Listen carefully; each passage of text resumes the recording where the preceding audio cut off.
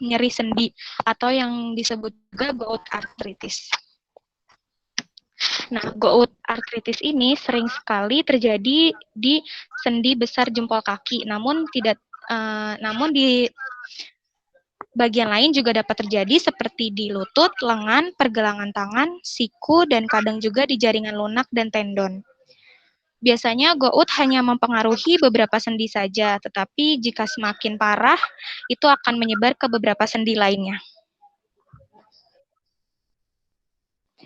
Berikut ini ada beberapa jenis gout. Yang pertama ini gout primer, di mana gout primer ini merupakan gout yang diakibatkan secara langsung dari pembentukan asam urat yang berlebihan.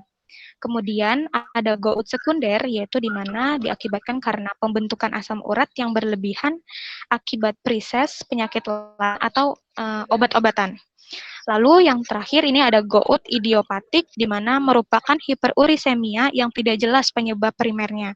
Kemudian bisa terjadi karena kelainan genetik dan juga tidak ada kelainan fisiologis atau anatomi yang jelas. Next. Berikut ini ada etiologi atau penyebab. Jadi berdasarkan penyebabnya, penyakit asam urat ini digolongkan menjadi dua, yaitu ada gout primer, di mana penyebabnya itu belum diketahui, namun diduga berkaitan dengan faktor genetik dan juga faktor hormonal yang mengakibatkan gangguan metabolisme, sehingga asam urat itu kadarnya itu meningkat di dalam tubuh. Kemudian ini ada gout sekunder, di mana itu diakibatkan karena adanya peningkatan biosintesis DNA menyebabkan peningkatan degradasi ATP atau pemecahan asam nukleat. Dengan peningkatan pemecahan ATP ini, di mana akan terbentuk AMP berlanjut menjadi IMP atau yang sering disebut purin nukleotida dalam metabolisme purin. Kemudian yang kedua ini karena disebabkan adanya sekresi menurun akibat penurunan massa ginjal, penurunan filtrasi glomerulus, dan juga pemakaian obat-obatan. Next.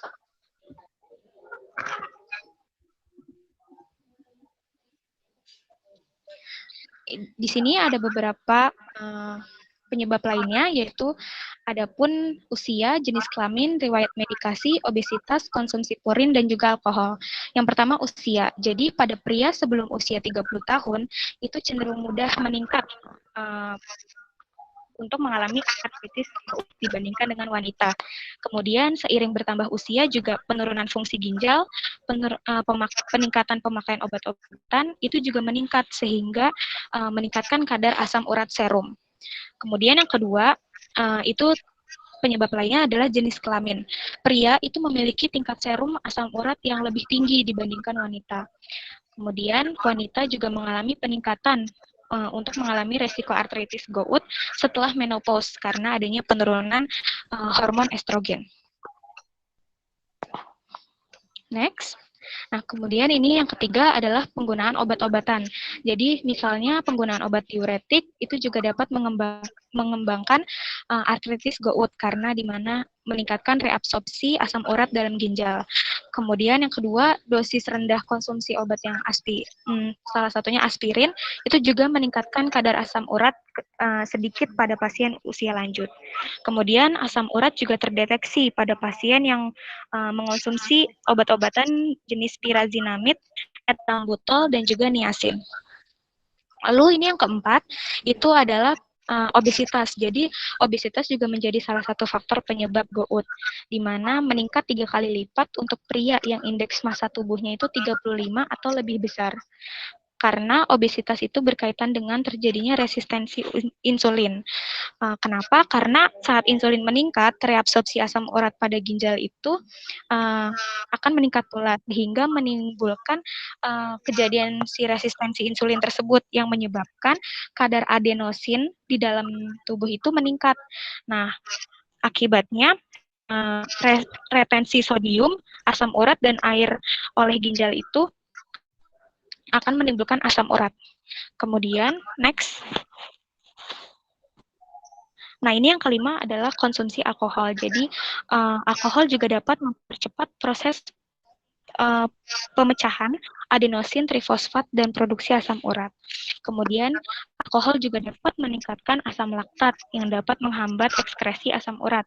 Dan yang ketiga, alkohol juga memiliki kandungan purin yang tinggi sehingga mengakibatkan produksi yang berlebihan pada asam urat dalam tubuh.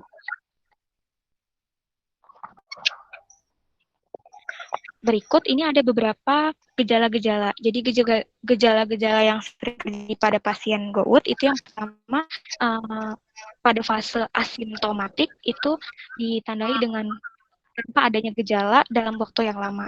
Lalu yang kedua ini adalah fase artritis GOUT akut, di mana bersifat sangat mendadak dan juga timbul sangat cepat dalam waktu singkat. Keluhan utamanya itu bisa misalnya seperti bengkak, demam, menggigil, dan juga merasa lelah.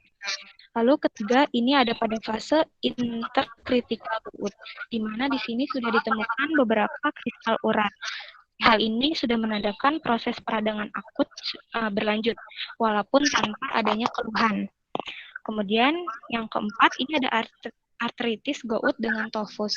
Biasanya tofus ini berupa benjolan, di mana biasanya terdapat pada jari tangan, pergelangan kaki, telinga, lutut, siku, yang dimana itu menimbulkan efek nyeri dan juga kerusakan sendi. Tapi tofus ini juga bisa menghilang dengan terapi yang tepat. Kemudian selanjutnya ada zat gizi yang mempengaruhi terjadinya GOUT. Pertama protein. Jadi konsumsi protein dalam jumlah yang tinggi merupakan salah satu penyebab terjadinya GOUT artritis. Purin dihasilkan dari protein dan asam urat merupakan hasil katabolisme purin. Jadi semakin tinggi konsumsi makanan yang berprotein, maka kadar asam urat dalam tubuh akan semakin meningkat. Dalam kadar normal, purin sangat bermanfaat bagi tubuh, namun jika kadarnya berlebih akan menyebabkan terbentuknya kristal asam urat. Konsumsi makanan yang mengandung purin tinggi dapat menyebabkan ginjal kesulitan untuk mengeluarkan kelebihan asam urat di dalam tubuh, sehingga dapat menyebabkan terjadinya penumpukan kristal asam urat pada area persendian. Lanjut. Jadi kandungan total purin itu dihitung dari total jumlah adenin, guanin, hiposantin, dan santin. Jadi klasifikasinya ada klasifikasi menurut kandungan purin per 100 gramnya diklasifikasikan menjadi satu, ada very low, kandungan bahan makanannya kurang dari 50 mg per 100 gram, lalu ada low, 50 sampai 100 mg per 100 gram, moderate, 100 sampai 200 mg per 100 gram, high, 200 sampai 300 mg per 100 gram, kemudian yang terakhir klasifikasi kelima ada very high, 300 mg per 100 gram.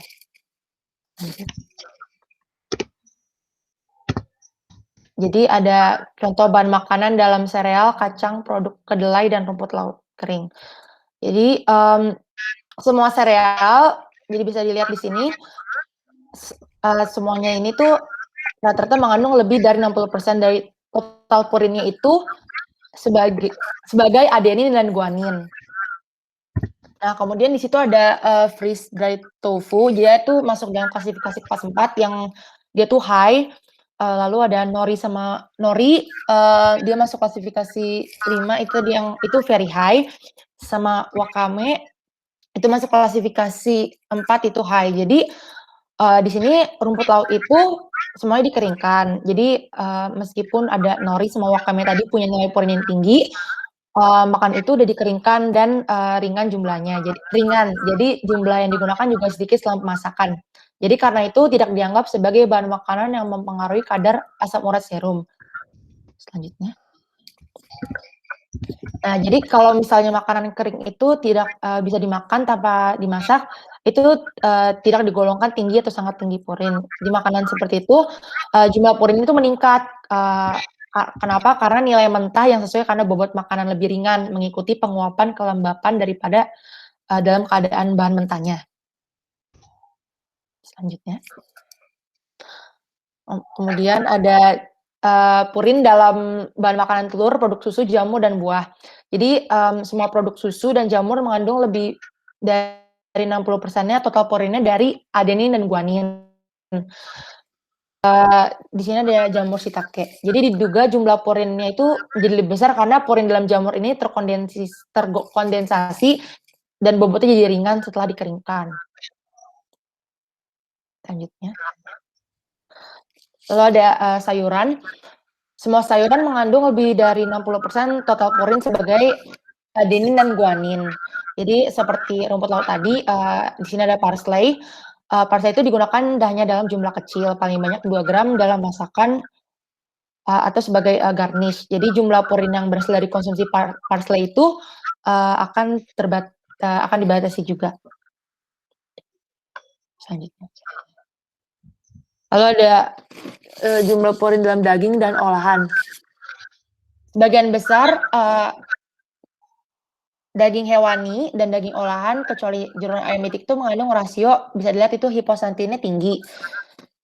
Jadi dari 50,8% itu untuk lidah sapi, jadi 80,9% untuk ham.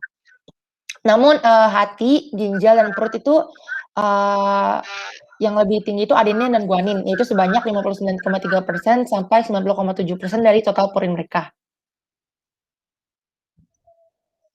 Lalu ada ikan.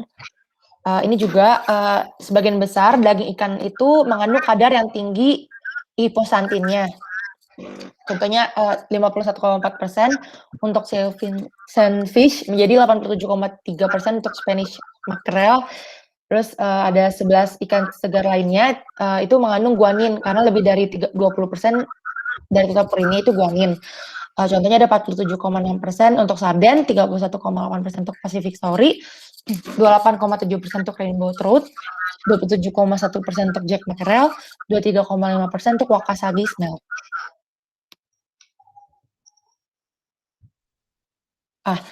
Jadi guanin hadir di kulit ikan sebagai kristal anhidrat yang menghasilkan warna metalik dan juga warna-warni. Jadi di sini mekanisme bersinar kristal guanin juga telah dilaporkan. Jadi karena kehadiran dari kristal anhidrat ini itu membiaskan cahaya. Jadi hal ini menjelaskan kenapa kulit ikan genom dan ikan sejenis lainnya itu berwarna memiliki guanin dalam jumlah tinggi. Kemudian ada jumlah purin dalam telur ikan milk, kerang, dan moluska. Ikan milk mengandung 90,8% total purin sebagai adenin dan guanin. Hampir semua telur ikan, lebih dari separuh ikan cangkang dan moluska itu, dan juga ikan olahan mengandung adenin dan guanin sebanyak lebih dari 60% total purinnya. Kemudian ada jumlah purin pada ikan kering, ikan kalengan, ikan olahan, dan makanan ringan. Itu ada jack mackerel, Pacific Sauri itu masuk ke dalam klasifikasi kelas keempat. High, kemudian sarden masuk dalam klasifikasi very high. Kemudian ada ikan kering itu juga masuk ke dalam klasifikasi very high dikarenakan bahannya itu dikeringkan. Selanjutnya. Kemudian ada jumlah purin dalam bumbu dan suplemen. Lebih dari separuh suplemen di sini tuh mengandung adenin dan guanin.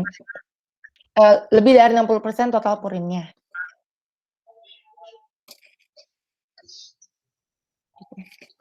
Jadi efek hiposantin dari yang tadi itu lebih kuat daripada total purin lainnya. Jadi mengingat efek yang berbeda pada kadar asam urat serumnya. Jadi makanan mengandung tidak hanya sejumlah besar total purin, tapi kok hiposantinnya tinggi dapat dianggap sebagai faktor resiko makanan terbesar untuk mengembangkan asam urat. Jadi konsumsi makanan yang mengandung lebih dari 200 mg per 100 gram purin, terutama yang hiposantinnya tinggi, itu beresiko tinggi untuk hiperurisemia yang akan menimbulkan gout. Yaitu tadi udah dijelaskan, contohnya daging hewan, daging ikan, dan beberapa udang. Nah, juga ada studi epidemiologi yang menunjukkan bahwa asupan makanan tinggi terkait dengan peningkatan konsentrasi asam urat serum yang berkorelasi berhubungan juga dengan resiko terjadinya gout. Kemudian tadi protein, selanjutnya ada karbohidrat. Jadi menurut Murray, Graner, dan Rothwell, karbohidrat sederhana seperti fruktosa dapat menyebabkan peningkatan kadar asam urat. Jadi fruktosa ini memiliki efek langsung dengan metabolisme asam urat. Peningkatan asupan fruktosa dapat meningkatkan sintesis de novo purin. Ini jalur de novo yang melibatkan sintesis purin dan asam urat melalui prekursor non-purin yang meningkatkan kadar asam urat. Jadi kandungan gula yang terdapat pada kopi dan teh manis itu termasuk dalam karbohidrat sederhana yang berpengaruh pada kadar asam urat. Jadi asam urat ini lebih larut dalam urin, sehingga makanan yang mengandung hidrat arang dan sedikit lemak itu dengan jumlah cairan yang cukup, jadi harus cukup itu dapat membantu pengeluaran asam urat yang berlebih. Kemudian selanjutnya ada lemak. Jadi lemak ini dapat menghambat ekskresi asam, sehingga bagi penderita hiperurisemia, asupan lemak yang lebih tinggi dapat meningkatkan kadar asam urat yang lebih tinggi sebagai hasil dari penghambatan ekskresi asam urat melalui urin. Lemak juga dapat meningkatkan resistensi insulin dan dapat menyebabkan reabsorpsi asam urat pada ginjal. Kemudian kandungan lemak tinggi dalam diet itu akan menyebabkan asidosis karena pembentukan bahan keton adalah hasil dari katabolisme lemak yang terdiri dari asam asetoasenat, asam beta hidroksibutirat, dan aseton, sehingga membuat urin lebih asam dan menyebabkan terhambatnya ekskresi asam urat oleh ginjal, sehingga menyebabkan tingkat asam urat dalam darah itu meningkat.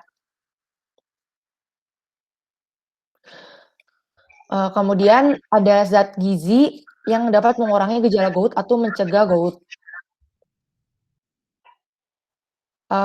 Pertama ada flavonoid. Jadi senyawa kimia ini diduga dapat menghambat kerja santin oksidase dan superoksidase, sehingga dapat mengurangi kadar asam urat di dalam darah. Senyawa flavonoid pada tanaman dapat berperan sebagai obat untuk penyakit gout dengan menghambat kerja dari santin oksidase. Ekstrak kasar flavonoid dari Herbacida guri terbukti menghambat aktivitas santin oksidase dengan daya inhibisi terkuat jika dibandingkan dengan produk-produk yang produk jamu anti gout lainnya. Selanjutnya. Jadi ada penelitian yang dilakukan terhadap Genesis gium. Ini menunjukkan adanya aktivitas anti-hiperurisemia pada beberapa tanaman seperti pada tumbuhan daun salam. Jadi pada infusa daun salam, Syzygium polyanthum. Jadi hasil ini membuktikan bahwa infusa daun salam pada dosis 2,5 gram per BB itu mampu menurunkan kadar asam urat yang setara dengan allopurinol dosis 10 mg per kilogram BB. Jadi allopurinol ini merupakan obat yang digunakan untuk menurunkan kadar asam urat dalam darah. Jadi ini biasanya obat yang dipakai oleh orang yang terkena penyakit gout. Jadi senyawa ini dapat digunakan sebagai obat untuk penyakit gout dengan cara menurunkan konsentrasi asam urat dan penangkapan aktivitas superoksida dalam jaringan manusia. Jadi flavon dan flavonol ini memiliki daya inhibisi lebih tinggi daripada golongan flavonoid lainnya karena posisi gugus hidroksilnya lebih mudah menangkap elektron dari sisi aktif enzim santin oksidase.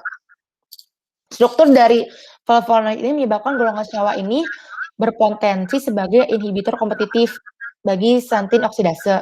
Namun tidak semua golongan senyawa ini berpotensi sebagai inhibitor santin oksidase. Jadi senyawa-senyawa golongan flavonoid yang memiliki ikatan rangkap pada atom C2 dan C3 inilah yang memiliki kemampuan berperan sebagai inhibitor. Jadi selain itu, keberadaan gugus hidroksil pada C5 dan C7 serta gugus karbonil pada C4 ini juga dapat membentuk ikatan hidrogen dan berperan dalam interaksi inhibitor dengan sisi aktif dari enzim santin oksidase tadi. Kemudian senyawa krisin, apigenin, luteolin, galangin, kaempferol, dan quercetin memiliki aktivitas penghambat santin oksidase juga, dan senyawa yang memiliki aktivitas inhibisi yang paling kuat itu adalah luteolin. Kemudian yang kedua ada alkaloid. Jadi senyawa kimia ini juga diduga dapat menghambat kerja santin oksidase dan superoksidase. Jadi senyawa alkaloid pada tanaman ini dapat berperan sebagai obat untuk penyakit gout juga dengan menghambat kerja santin oksidase. Senyawa metabolit sekunder lain yang diduga memiliki aktivitas anti-hiperurisemia itu alkaloid ini. Jadi pada senyawa ini memiliki kemampuan sebagai inhibitor santin oksidase yang mekanisme inhibisinya belum diketahui. Jadi jenis senyawa alkaloid yang mampu deteksi asam urat dan juga bersifat anti-inflamasi adalah colchicine. Jadi colchicine ini bekerja pada peradangan terhadap kristal urat dengan menghambat kemotaksis sel radang. Kemudian selanjutnya ada vitamin C. Vitamin C adalah zat gizi mikro yang larut dalam air yang memiliki sifat antioksidental untuk mencegah kerusakan oksidatif oleh radikal bebas yang melindungi jaringan. Dalam penelitian berbeda, sebelumnya telah ditunjukkan bahwa vitamin C ini memiliki efek urikosurik. Jadi urikosurik ini merupakan satu kelas obat. Jadi obat golongan yang mekanismenya itu menurunkan kadar asam urat dengan cara menginhibisi reabsorpsi asam urat di tubulus. Jadi di tubulus proksimal si vitamin C ini menunjukkan efek urikosurik melalui penghambatan cis dari urat T1, urat T transporter 1 atau cotransporter anion yang bergantung pada ion natrium atau keduanya di tubulus proksimal. Jadi hal ini memiliki efek potensial dalam menurunkan kadar asam urat serum yang bermanfaat bagi pasien hiperurisemia dan juga untuk pasien GOUT. Vitamin C ini menurunkan kadar asam urat serum dengan cara meningkatkan ekskresi asam urat melalui urin. Kemudian ada magnesium. Jadi peningkatan asupan magnesium ini dapat menurunkan resiko hiperurisemia. Demikian pula magnesium merupakan komponen klorofil dan sayuran berdaun hijau merupakan sumber-sumber yang penting. Ada contoh makanan yang mengandung magnesium, ada kacang-kacangan, buah-buahan, sayuran putih. Selain itu juga ada kacang-kacangan, biji-bijian juga. Nah, secara umum makanan yang mengandung serat pangan ini dapat memberikan magnesium. Jadi serat telah diidentifikasi bermanfaat untuk motilitas usus dan memiliki potensi bertindak dalam mengikat asam di usus untuk ekskresi. Oleh karena itu, asupan magnesium yang cukup dalam makanan ini dapat efektif untuk menurunkan resiko hiperurisemia yang menjadi timbulnya GOUT. Selanjutnya ada bahan pangan yang baik untuk penderita GOUT. Jadi pertama itu ada susu. Jadi di sini dapat dilihat total porin dari susu ini 0. Kemudian telur juga total porinnya 0. Jadi masuk ke dalam klasifikasi yang very low. Kemudian keju total porinnya ada 5,7. Kemudian ada kacang almond. Kacang almond ini juga diklasifikasikan dalam yang pertama yaitu very low, kemudian ada kacang tanah juga masuk ke dalam yang klasifikasi pertama, dan kacang hijau masuk juga ke dalam klasifikasi yang pertama. Kemudian ada untuk sayurannya ada wortel. Wortel juga masuk ke dalam klasifikasi yang pertama yang very low. Ada kembang kol. Lalu ada jahe. Untuk buah-buahannya di sini ada stroberi dan pisang yang masuk ke dalam klasifikasi yang pertama yang very low.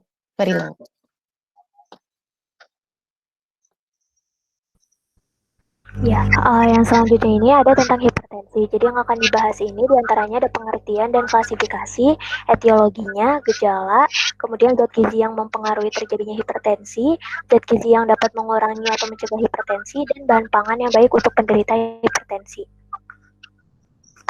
Yang pertama adalah pengertian dari hipertensi. Jadi hipertensi ini adalah peningkatan tekanan darah sistolik lebih dari 140 mmHg dari tekanan darah dan tekanan darah diastolik lebih dari 90 mmHg pada 2 kali pengukuran dengan selang waktu 5 menit dalam keadaan cukup istirahat atau tenang. Peningkatan tekanan darah ini berlangsung dalam jangka waktu yang lama atau persisten, itu bisa menimbulkan kerusakan pada ginjal seperti gagal ginjal, kemudian jantung, penyakit jantung koroner, dan pada otak ini bisa menyebabkan stroke bila tidak dideteksi secara dini dan mendapat pengobatan yang memadai. Hipertensi ini sering disebut the silent killer karena dia sering terjadi tanpa keluhan. Jadi sehingga penderitanya itu kadang tidak tahu kalau dirinya ini mengidap hipertensi, tetapi kemudian bisa mendapatkan dirinya ini sudah mendapatkan penyakit komplikasi dari hipertensi. Kemudian hipertensi ini juga gejalanya bervariasi pada masing-masing individu dan hampir sama dengan gejala penyakit lainnya. Kemudian ini ada klasifikasinya. Menurut Joint National Committee on Prevention, Detection, Evaluation, and Treatment on High Blood Pressure atau JNC 7 tahun 2003, hipertensi ini diklasifikasikan seperti berikut. Yang pertama untuk normal, tekanan darah sistoliknya kurang dari 120 dan diastoliknya kurang dari 80. Kemudian prehipertensi 120 sampai 139 untuk sistoliknya dan diastoliknya 80 sampai 89. Hipertensi tingkat 1, sistoliknya 140 sampai 159, diastoliknya 90 sampai 99. Tingkat 2, hipertensi tingkat 2, sistoliknya lebih dari 160, diastoliknya lebih dari 100, dan hipertensi sistolik terisolasi itu sistoliknya lebih dari 140 dan diastoliknya kurang dari 90. Nah, hipertensi sistolik terisolasi ini itu biasanya terjadi pada lansia, terutama wanita. Nah, hipertensi sistolik terisolasi pada usia lanjut itu biasanya terjadi karena adanya proses penuaan, kemudian akumulasi kolagen, kalsium, serta degradasi elastin pada arteri. Kemudian ada etiologi dari hipertensi. Jadi berdasarkan penyebab terjadinya, hipertensi itu dibedakan menjadi dua. Ada hipertensi primer dan hipertensi sekunder. Nah, yang pertama itu adalah hipertensi primer. Jadi hipertensi primer itu sering terjadi pada populasi dewasa antara 90% sampai 95%. Di mana etiologi dari hipertensi primer itu tidak diketahui. Tapi faktor genetik di sini itu dianggap mempunyai peranan penting pada patogenesis hipertensi primer karena diketahui kalau faktor genetik itu keturunan itu banyak menyebabkan hipertensi sehingga di sini faktor genetik ini memegang peranan penting dalam patogenesis hipertensi primer tadi. Kemudian kalau untuk hipertensi sekunder, kejadian hipertensinya ini hanya kurang dari 10%, di mana ini disebabkan dari penyakit komorbid atau obat-obatan tertentu. Nah, penyebab hipertensi sekunder ini diketahui diantaranya karena penyakit ginjal. Nah, biasanya pada kebanyakan kasus itu seperti disfungsi renal itu penyakit ginjal yang menyebabkan hipertensi sekunder. Kemudian ada kelainan hormon. Nah, kelainan hormon itu biasanya terkait dengan kelenjar adrenal dan konsumsi obat-obatan. Salah satunya itu misalkan dengan konsumsi penggunaan pil pencegah hamil. Nah, tadi kan udah disebutin ada hipertensi sistolik terisolasi. Nah, di mana penyebab hipertensi yang pada lansia ini itu terjadi karena adanya perubahan pada yang pertama itu karena adanya elastisitas dinding aorta yang menurun. Yang kedua itu katup jantung yang menebal dan menjadi kaku. Yang ketiga, kemampuan jantung untuk memompa darah ini menurun dan menyebabkan menurunnya kontraksi serta volume jantung.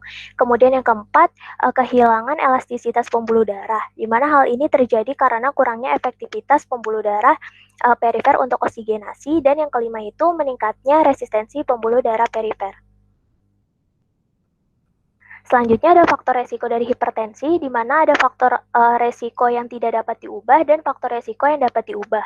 Kalau yang tidak dapat diubah itu diantaranya ada usia, jenis kelamin, dan genetik. Sedangkan kalau faktor resiko yang dapat diubah itu seperti kebiasaan merokok dan minum alkohol, stres, kurang aktivitas fisik, konsumsi garam yang berlebih, berat badan berlebih atau obes, dan dislipidemia. Yang pertama itu ada faktor resiko yang tidak dapat diubah. Yang pertama ada usia. Jadi faktor usia ini diketahui dapat berpengaruh terhadap terjadinya hipertensi. Karena dengan bertambahnya umur, maka semakin tinggi akan mendapatkan resiko hipertensi. Kemudian untuk jenis kelamin, pada laki-laki diketahui resiko hipertensinya ini lebih tinggi saat masa muda dan parubaya. Sedangkan pada wanita itu resikonya lebih tinggi ketika setelah umur 55 tahun karena sudah mengalami menopause dan adanya pengaruh hormon. Kemudian yang ketiga itu ada genetik. Nah, jadi sekitar 70-80% penderita hipertensi primer atau esensial ini ditemukan mempunyai riwayat hipertensi di dalam keluarga. Jadi apabila riwayat hipertensi ini didapatkan pada kedua orang tua, maka dugaan hipertensi primernya itu menjadi lebih besar. Selanjutnya ada faktor resiko yang dapat diubah. Yang pertama itu ada kebiasaan merokok dan konsumsi alkohol. Jadi hipertensi ini bisa dirangsang karena adanya nikotin yang ada dalam batang rokok dan efek konsumsi alkohol karena adanya peningkatan sintesis katekolamin yang dalam jumlah besar bisa memicu kenaikan tekanan darah. Kemudian yang kedua itu ada stres. Jadi stres ini diyakini berhubungan dengan hipertensi karena diduga melalui aktivitas syaraf simpatis. Peningkatan aktivitas syaraf simpatis dapat meningkatkan tekanan darah secara tidak menentu. Kemudian yang ketiga itu ada kurang aktivitas fisik. Jadi olahraga yang teratur ini diketahui bisa membantu untuk menurunkan tekanan darah. Olahraga itu juga dapat mengurangi atau mencegah obesitas dan mengurangi asupan garam ke dalam tubuh. Kemudian ada konsumsi garam yang berlebih. Jadi konsumsi garam yang berlebihan ini itu bisa menaikkan tekanan darah. Dan untuk orang dewasa, WHO itu merekomendasikan untuk konsumsinya itu kurang dari 5 gram per hari. Kemudian untuk berat badan berlebih, jadi diketahui kalau kenaikan berat badan berlebih ini bisa menyebabkan peningkatan curah jantung akibat aliran darah tambahan yang diperlukan untuk jaringan adiposa ekstra dan meningkatnya laju metabolik seiring dengan peningkatan berat badan. Kemudian yang selanjutnya ada dislipidemia. Jadi dislipidemia ini dikaitkan dengan aterosklerosis dan hipertensi, di mana kelainan metabolisme lipid ini ditandai dengan peningkatan kolesterol total, trigliserida, LDL, dan atau penurunan kadar kolesterol HDL di dalam darah. Ini terdapat beberapa penelitian yang terkait dengan faktor risiko tadi. Yang pertama ada kebiasaan merokok. Jadi menurut penelitian yang dilakukan oleh Andriani pada tahun 2020 dikatakan bahwa merokok ini secara signifikan berkorelasi dengan peningkatan tekanan darah pada perokok. Baik itu pada pria maupun wanita yang merupakan perokok memiliki perubahan sistolik dan diastolik tertinggi. Pada pria dan wanita yang berhenti merokok itu menunjukkan perubahan terbesar dalam sistoliknya, dan pada pria dan wanita yang merupakan perokok baru itu dia mengalami perubahan dalam diastoliknya. Kemudian yang kedua ada stres. Menurut penelitian Bohu pada tahun 2014, stres psikologis ini dikaitkan dengan resiko yang lebih besar untuk terjadinya hipertensi, di mana ini penelitiannya dilakukan pada orang Cina parubaya. Dan stres ini bisa menyebabkan sekitar 9% risiko hipertensi. Selain itu, stres psikologis juga berkontribusi pada risiko hipertensi yang lebih besar pada wanita dibandingkan dengan pria. Selanjutnya ada kurang aktivitas fisik. Jadi menurut WHO pada tahun 2013, olahraga secara teratur itu punya banyak manfaat bagi kesehatan dan melindungi dari tekanan darah tinggi dan penyakit kardiovaskuler. Studi ini menunjukkan bahwa dengan mengurangi tekanan darah sistolik sebesar 5 mmHg, kematian akibat stroke itu bisa dikurangi hingga 14% dan kematian akibat penyakit jantung koroner itu bisa dikurangi sebesar 9%. Kemudian dalam penelitian Risardi tahun 2018 disebutkan bahwa prevalensi hipertensi itu sebesar 27,5% pada individu yang kurang melakukan aktivitas fisik, dan prevalensi hipertensi sebesar 21,4% itu pada individu yang aktif melakukan aktivitas fisik. Selanjutnya ada konsumsi garam berlebih. Kalau menurut penelitian dari H tahun 2014, ini disebutkan bahwa pengurangan asupan garam makanan secara umum ini merupakan ukuran yang efektif untuk mengurangi tekanan darah, di mana pengurangannya dari asupan awalnya 9-12 gram per hari, disarankan kurang dari 5-6 gram per hari itu punya efek yang menguntungkan terhadap kesehatan jantung. Kemudian dalam sebuah meta-analisis juga yang dilakukan oleh McGregor pada tahun 2013, menunjukkan bahwa penurunan asupan garam menjadi asupannya sedang selama 4 minggu atau lebih, ini menyebabkan penurunan tekanan darah yang signifikan pada hipertensi maupun normotensi individu. Terlepas dari jenis kelamin ataupun kelompok etnis, dan pengurangan asupan garam yang lebih besar bisa berpengaruh pada tekanan darah sistolik.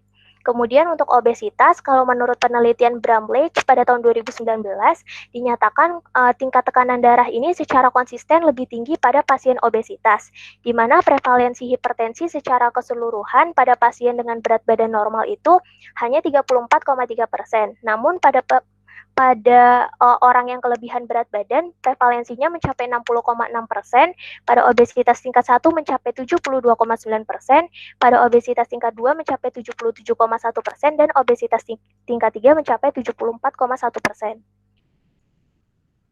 Kemudian ini ada gejala dari hipertensi, diantaranya seperti sakit kepala, pusing, kemudian mengalami lemas dan kelelahan, sesak nafas, mual dan muntah, kemudian merasakan jantungnya berdebar dan merasa gelisah. Lalu selanjutnya itu ada zat gizi yang dapat mempengaruhi terjadinya hipertensi. Yang pertama itu ada natrium. Jadi konsumsi natrium yang berlebihan itu dapat menyebabkan konsentrasi natrium di dalam cairan ekstraseluler kita itu meningkat. Nah, untuk menormalkannya, tubuh itu dapat menarik cairan di intraseluler keluar sehingga volume cairan di ekstraseluler itu meningkat. Nah, hal ini itu dapat menyebabkan meningkatnya volume darah yang berdampak pada timbulnya hipertensi. Jadi menurut Widya Ningrum, natrium itu berhubungan dengan kejadian tekanan darah tinggi karena konsumsi garam dalam jumlah yang tinggi dapat mengecilkan diameter arteri, sehingga jantung itu harus memompa lebih keras untuk mendorong volume darah melalui ruang yang semakin sempit sehingga dapat meningkatkan tekanan darah. Jadi menurut American Heart Association, dia mengelompokkan 6 makanan yang terkenal namun tinggi natrium, yaitu yang pertama itu ada roti-rotian, ada pizza, ada roti isi, ada daging dingin atau daging yang diproses dengan cara curing, lalu ada sup kalengan serta burrito dan taco. Lalu yang kedua itu ada lemak. Nah, jadi asupan lemak yang berlebih itu dapat meningkatkan kadar LDL, di mana kalau berlebihan itu dapat menyebabkan penumpukan lemak dan menimbulkan plak pada pembuluh darah. Nah, plak-plak ini kemudian dapat meluas hingga bagian lumen lainnya, serta menyebabkan sumbatan pada pembuluh darah. Nah, penyumbatan inilah yang akan menyebabkan penyempitan pembuluh darah dan menurunkan elastisitasnya. Akibatnya itu, jantung membutuhkan tenaga yang lebih kuat untuk memompa darah, sehingga tekanan darah juga akan naik. Menurut Widyawati dan Kartini, konsumsi asam lemak jenuh yang berlebihan atau lebih dari 10% cenderung meningkatkan risiko hipertensi. Konsumsi asam lemak jenuh atau SFA berlebih dapat mengakibatkan aterosklerosis yang berkaitan dengan resistensi pembuluh darah dan menimbulkan hipertensi. Nah, pada penderita obesitas sentral, lemak-lemak yang berkumpul itu berbentuk lemak visceral yang terakumulasi pada abdomen. Nah, lemak visceral yang berlebihan ini serta penurunan sensitivitas leptin serta adanya sitokin yang menginfiltrasi jaringan lemak akan menyebabkan peningkatan asam lemak bebas intrasel yang dapat mengarah pada terjadinya hiperinsulinemia serta resistensi insulin. Nah, ketika terjadi resistensi insulin, maka nitrit oksida atau NO juga mengalami penurunan. Hal ini menyebabkan vasodilatasi vaskuler, penurunan sensitivitas garam, dan peningkatan volume plasma yang secara bersama-sama akan mengakibatkan peningkatan tekanan darah. Lalu selanjutnya itu ada zat gizi yang dapat mengurangi atau mencegah hipertensi. Nah, yang pertama itu ada kalium. Nah, kalium itu dapat menurunkan tekanan darah dengan cara melebarkan pembuluh darah atau sebagai vasodilator dan membantu mengeluarkan natrium lewat kemih atau natriuretik. Nah, pada tomat, kalium itu dapat menghambat pelepasan renin yang menyebabkan retensi natrium dan air berkurang, sehingga terjadi penurunan volume plasma, curah jantung, tekanan darah perifer, dan tekanan darah. Lalu yang kedua itu ada protein. Nah, menurut penelitian, protein nabati ini mengandung banyak asam amino esensial yang dapat meningkatkan proses transport aktif dari darah ke dalam sel otot dan jaringan, serta meningkatkan sintesa protein di sel otot dan sel hati, dengan mengaktifkan ribosom dan menghambat proses katabolisme protein dengan bantuan insulin. Nah, hal ini itu akan berakibat terhadap sistem kardiovaskuler di mana aliran darah perifer itu akan meningkat serta akan terjadi penurunan resistensi perifer yang akan menimbulkan peningkatan curah jantung yang berpengaruh terhadap penurunan tekanan darah. Lalu yang ketiga itu ada magnesium. Nah, magnesium itu juga berperan sebagai vasodilator dalam pengaturan tekanan darah serta inhibitor dalam kontraksi otot polos pembuluh darah. Nah, selain itu magnesium juga berperan dalam mengatur aktivitas pompa natrium kalium atau ATPase sehingga turut membantu mengontrol tekanan darah supaya tetap dalam keadaan normal. Nah, asupan magnesium yang inadequate itu dapat menyebabkan terjadinya penyempitan dinding arteri serta kapiler sehingga dapat meningkatkan tekanan darah. Lalu yang selanjutnya itu ada kalsium. Nah, kalsium itu juga memiliki peran terhadap regulasi tekanan darah, antara lain seperti menurunkan aktivitas sistem renin-angiotensin, meningkatkan keseimbangan natrium dan kalium, serta menghambat konstriksi pembuluh darah. Nah, kalsium itu juga memiliki efek natriuretik dan berpengaruh dalam menurunkan tekanan darah pada pasien hipertensi sensitif NaCl. Lalu selanjutnya itu ada serat. Nah, serat pangan itu dapat mengurangi kadar kolesterol yang bersirkulasi dalam plasma darah. Karena sifatnya itu yang dapat mengikat asam empedu, mencegah absorpsi kolesterol dalam usus, dan meningkatkan ekskresi asam empedu ke feses, sehingga dapat meningkatkan konversi kolesterol plasma menjadi asam empedu. Nah, hal ini dapat membantu menurunkan tekanan darah sistolik hingga 5,5 mmHg dan tekanan darah diastolik sebesar 3 mmHg. Lalu yang terakhir itu ada likopen. Nah, likopen ini dapat mencegah penebalan dan pengerasan dinding arteri dengan mengendalikan tonus otot polos pembuluh darah.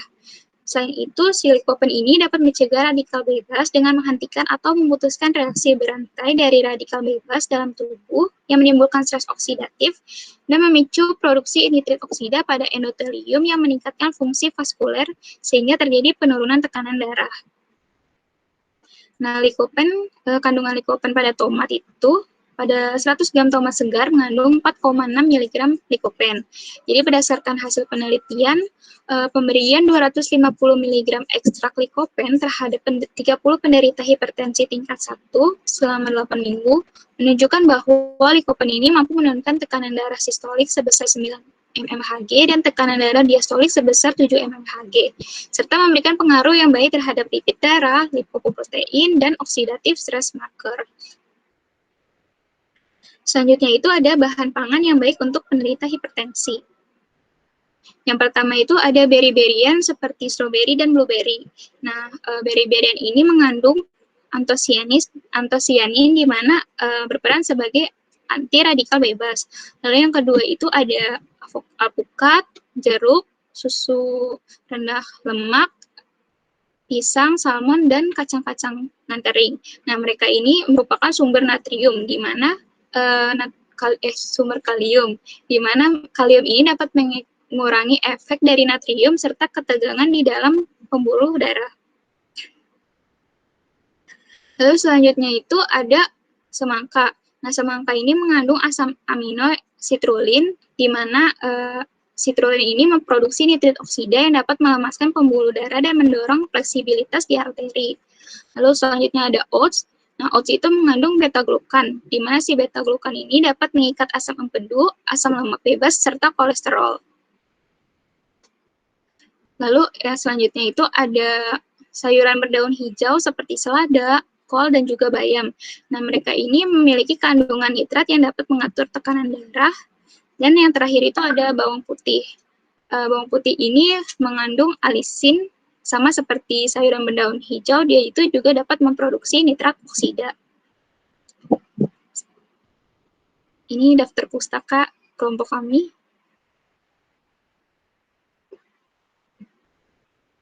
Sekian presentasi kami, saya kembalikan ke moderator. Terima kasih kelompok 5 atas pemaparan presentasinya.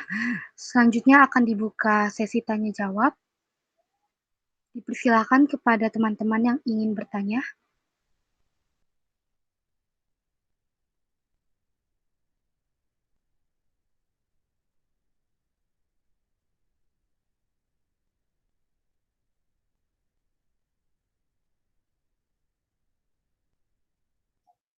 Yang lain, silakan bisa ditanyakan. Ada kelompok penanya wajib ya? Iya, ada Pak. Ya, silakan yang wajib dulu, nanti dilanjutkan dengan yang bebas, gitu ya. Jadi ini menarik ini, hipertensi, go dulu ya, hipertensi dan hipertensi. Ada terkait dia, ya.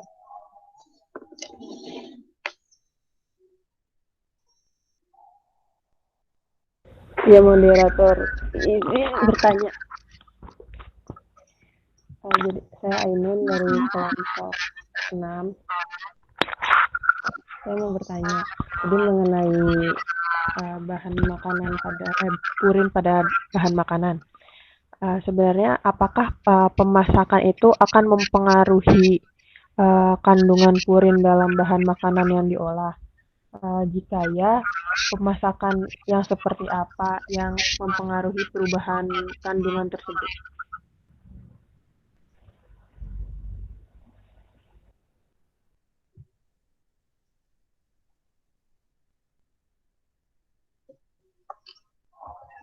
Silakan dilanjutkan dari pemasakan tadi. Baik, ada yang ingin bertanya lagi? Kalau yang lain jangan tidur ya. Silakan ditanya.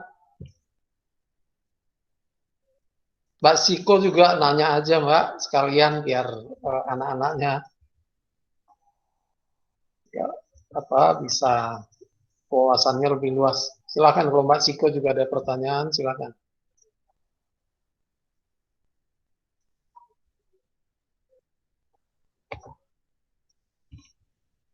Ya baik Pak, saya Amanda mau bertanya.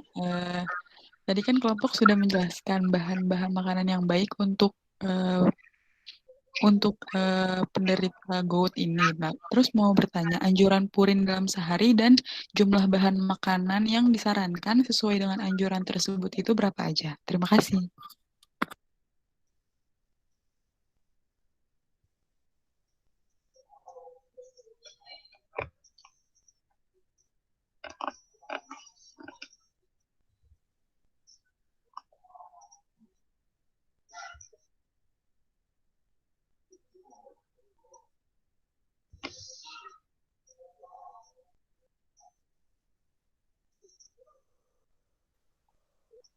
Ya baik.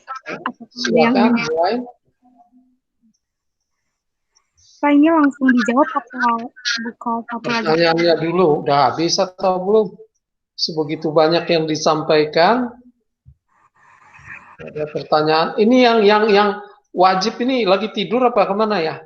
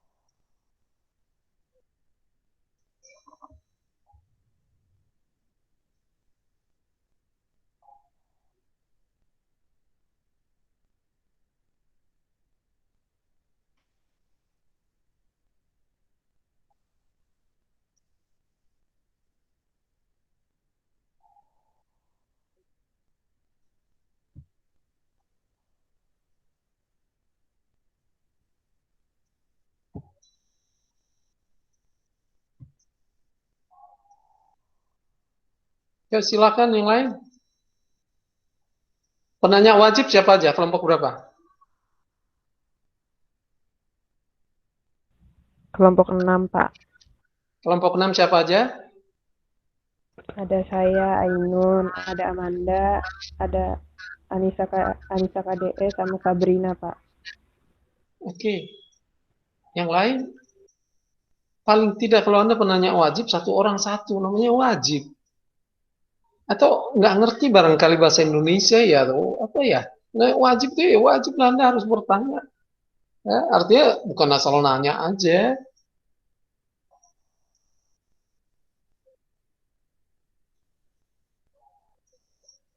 Jangan-jangan juga videonya di mute ya.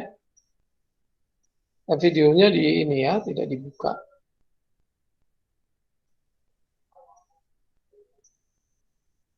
Oke, silakan dijawab aja dulu deh. Ya. Baik, saya Rahmatanti ingin mencoba menjawab pertanyaan dari Ainun. Jadi purin pada bahan makanan, apakah pemasakan akan mempengaruhi kadar purin tersebut? Apa proses pemasakan yang mempengaruhi kadar purin tersebut? Jadi menurut sumber yang kami dapat itu, proses pemasakan itu sangat berpengaruh terhadap nilai gizi suatu pangan. Pemasakan ini seperti kayak perebusan dan pengukusan dengan suhu 100 derajat, terus ada pemanggangan, penyangraian, dan penggorengan dengan suhu 150 hingga 300 derajat Celcius. Nah, pada purin, pengolahan pangan terutama perebusan itu dapat menurunkan kadar si purin, karena si purin ini nanti terlepas ke dalam si air rebusan. Begitu, apakah Ainun sudah puas dengan jawabannya? Oh, berarti kayak nggak ada yang kalau dia perebusan, dia purinnya itu hilang sekian persen gitu, ada nggak Teh?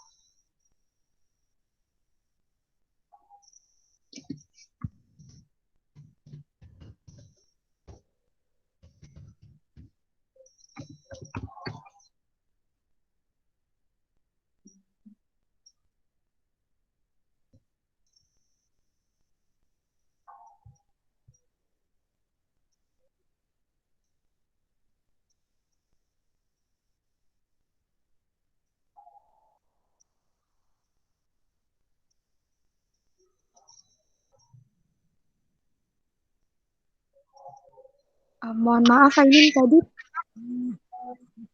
tadi tanggapan dari jawaban Rahmatanti apa ya Nun? Iya kan tadi kasih tahu proses pemasakannya dari perebusan itu dia bisa ngurangin terus yang di atas 100 derajat Celcius. Nah kira-kira ada nggak sih yang ngasih tahu kalau dia dalam apa pemanasan di atas 100 derajat Celcius itu bakal ngilangin kandung bakal nyebabin perubahan kandungan purin itu berapa persen gitu?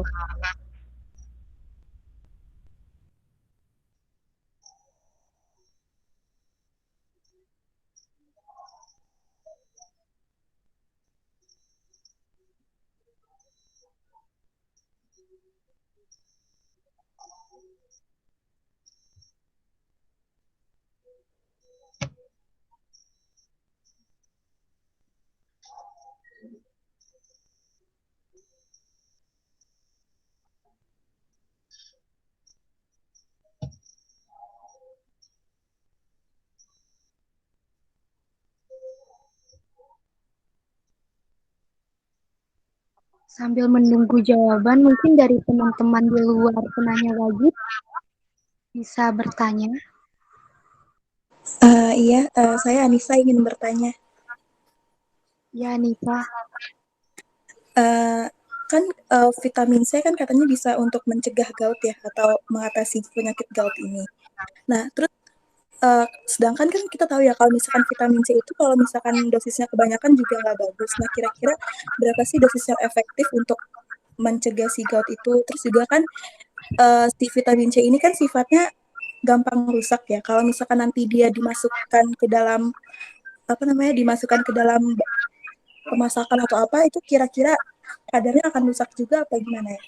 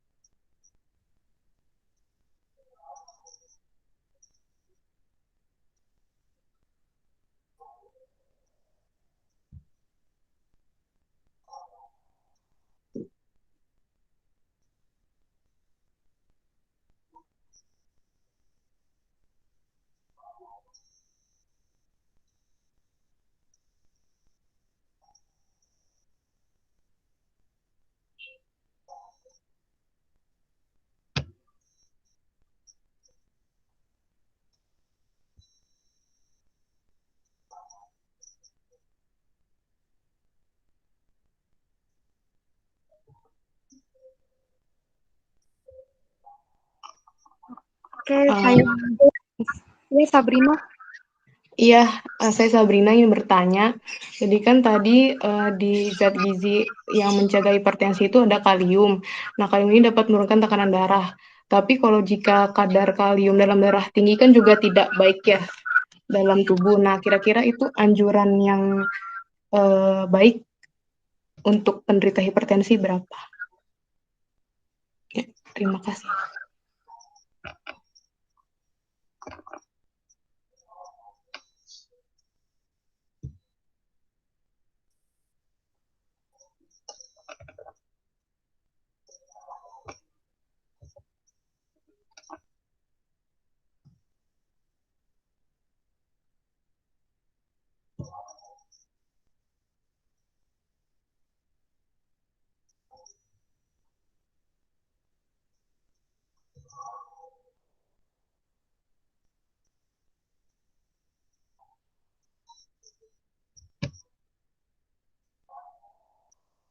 Ya, karena penanya wajib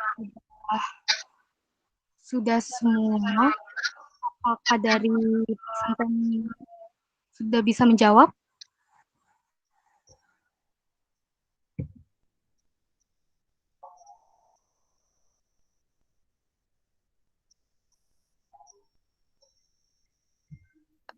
Saya akan mencoba menjawab pertanyaannya Amanda tentang anjuran purin dalam sehari dan jumlah bahan makanan yang dianjurkan sesuai anjuran tersebut. Jadi batas asupan urin yang dianjurkan adalah kurang dari 400 mg per hari. Jumlah bahan makanan yang dianjurkan itu selain yang tadi mungkin bisa diberikan pembatasan. Jadi misalnya daging ayam, ikan-ikanan, kerang ataupun udang. Jadi protein hewani itu bisa maksimum 50 gram per hari. Lalu untuk sumber protein nabatinya seperti tempe tahu itu bisa maksimum 50 gram saja per hari. Kemudian ada kacang, misalnya kacang kedelai itu paling banyak maksimum 25 gram per hari. Ya, segitu. Ya, kasih. Apakah sudah jelas, Amanda? Baik, sudah. Terima kasih, Efra.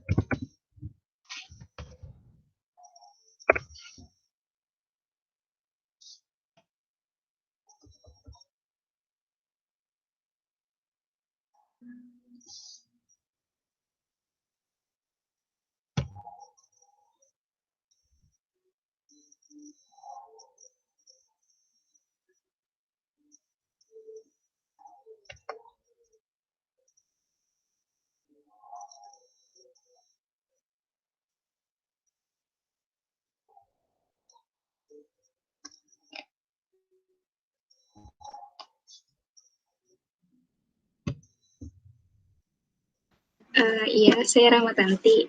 Jadi untuk pertanyaan Ainun yang tadi persentase penurunan purin, kelompok kami sampai sekarang belum menemukannya. Lalu terkait pertanyaan Sabrina, anjuran konsumsi kalium untuk penderita hipertensi, jadi berdasarkan persyaratan diet DASH atau rendah garam, kalium itu dianjurkan dikonsumsi sebesar 4.700 mg per hari atau sesuai dengan AKG orang dewasa. Sekian pada Sabrina, apakah sudah puas? Ya, terima kasih, Tanti.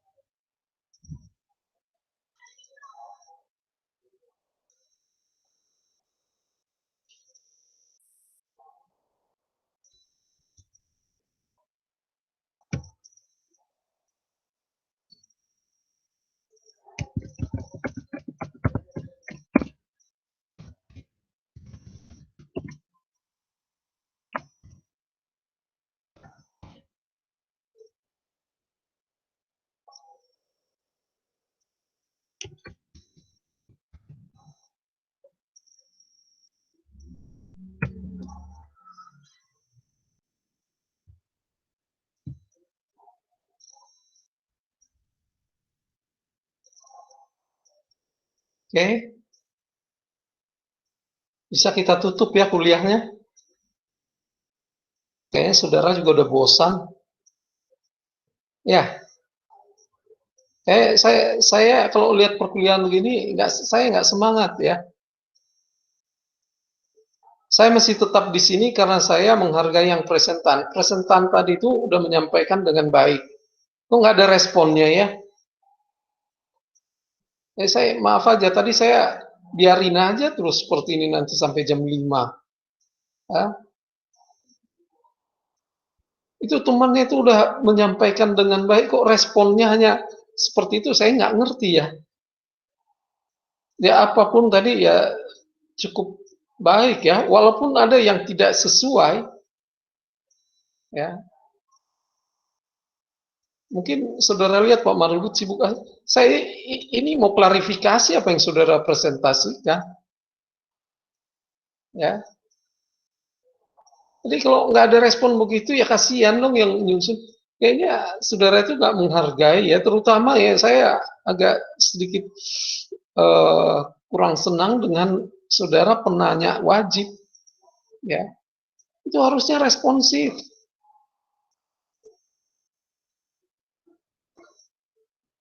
Ya. Ini yang harus saudara pahami.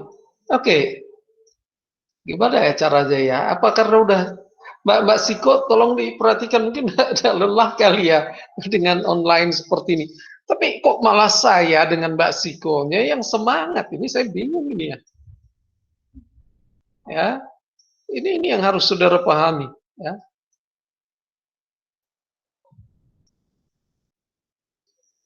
Ini saya udah katakan pada saudara ya, kalau ada seperti ini, Bu langsung cari ya.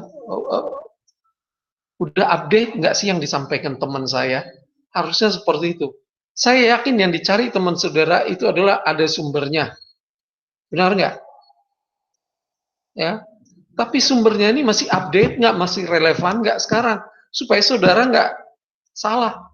Kalau saya tutup perkuliahan sekarang, jadilah saudara nanti ahli gizi. Dan saya akan pertama yang akan mengatakan bahwa saudara tidak kompeten. Tentang dua hal ini. GOUT dan hipertensi. Itu.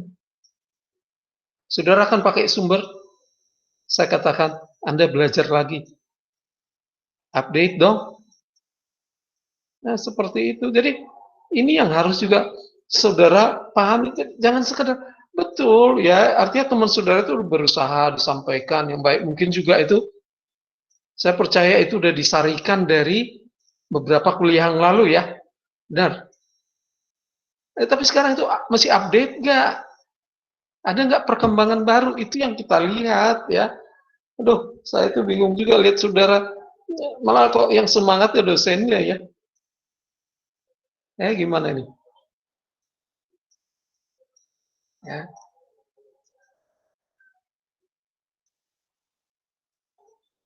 Oke, ya ini pertama. Coba saudara cari vitamin C itu bagaimana dengan GOUT? Ya. Apakah menyebabkan hiperurisemia atau hipourisemia? Kalau tadi di presentasi teman saudara yang baik itu untuk penderita penyakit GOUT itu vitamin C, kan gitu ya? Itu sumbernya dari mana?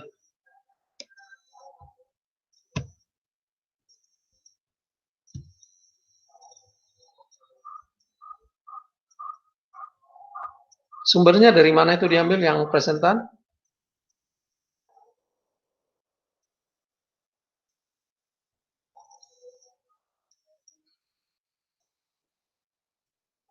Halo, yang presentan diambil dari mana?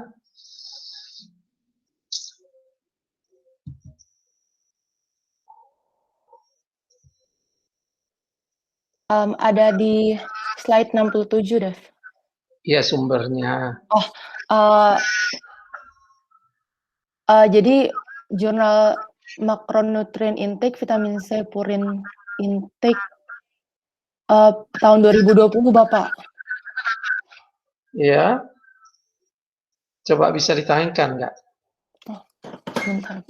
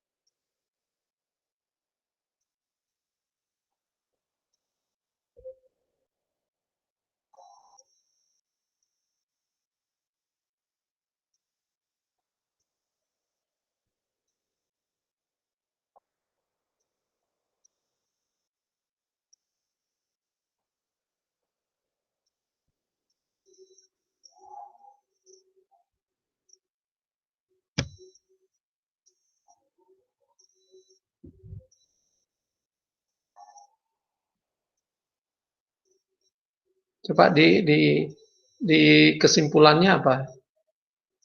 Di kesimpulannya coba dilihat. Apa dibaca di sini?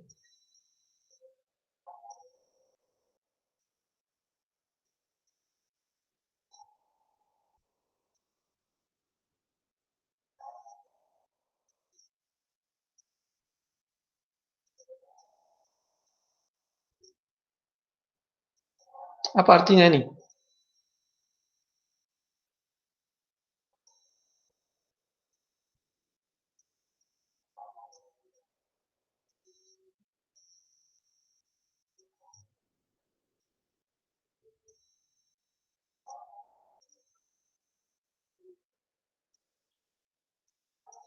Yang karbohidrat sama bentar.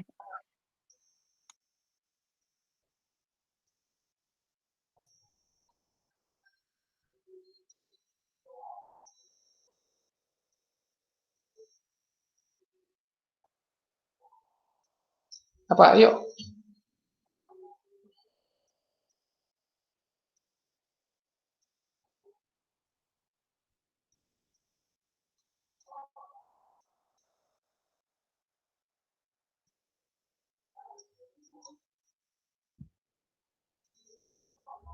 Apa artinya?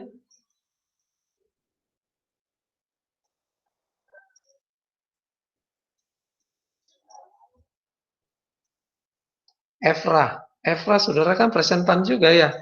Iya Pak. Bentar. Apa artinya ini? Pak, boleh saya bantu, Pak? Ya. Ya, jadi di bagian kesimpulan dan rekomendasi, jadi yang terkait dengan kadar asam urat itu variabelnya adalah konsumsi sumber makanan sumber purin, terus konsumsi protein, asupan protein, lemak, dan vitamin C. Sedangkan kalau yang nggak berhubungan dengan kadar asam urat itu asupan karbohidrat dan juga indeks massa tubuh IMT-nya. Oke. Tadi yang dipresentasikan apa?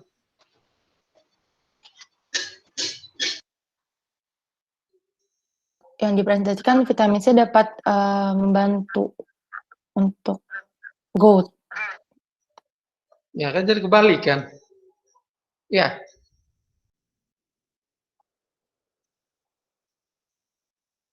Kebalik nggak? Saya yang salah tuh. Saya bisa aja dosennya salah. Coba disuruh pikirkan dulu deh. Saya yang salah atau saudara yang pemahamannya kurang tepat. Virus gimana? Virus, silakan Virus. Gimana menurut Virus? Menurut saya sih Pak, kalau di sini kan sebenarnya cuma dibilang berhubungan atau tidaknya ya Pak. Jadi masih belum tahu sebenarnya hubungannya ini apakah meningkatkan atau menurunkan kadar asam urat. Tapi kalau yang dari jurnal lain yang saya coba cari, vitamin C itu membantu menurunkan kadar asam urat dalam darah sih Pak. Oke, boleh ditampilkan nggak? Kalau ada, biar kita belajar. Ya, silakan Pak Iru. Tampilkan. Izin share screen ya Pak.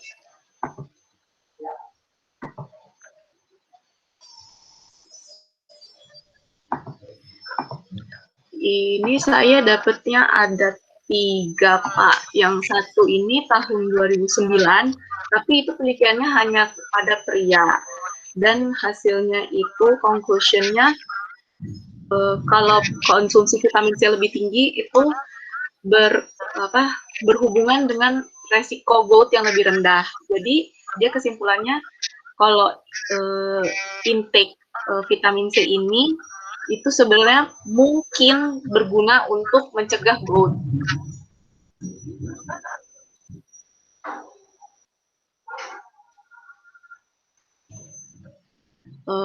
Terus satu lagi ini kalau nggak salah saya ini meta-analisis ini tahun 2011 itu conclusions-nya bahwa suplementasi vitamin C itu mampu menurunkan kadar asam urat dalam serum itu secara signifikan. Gitu. Tapi masih butuh penelitian lebih lanjut lagi, apakah suplementasi vitamin C itu sebenarnya dapat mengurangi hiperurikemianya atau mencegah terjadinya atau kambuhnya si gout itu. Jadi kayak masih membutuhkan further research lagi. Bisa diperbesar nggak? Oh ya. Saya bacanya kurang.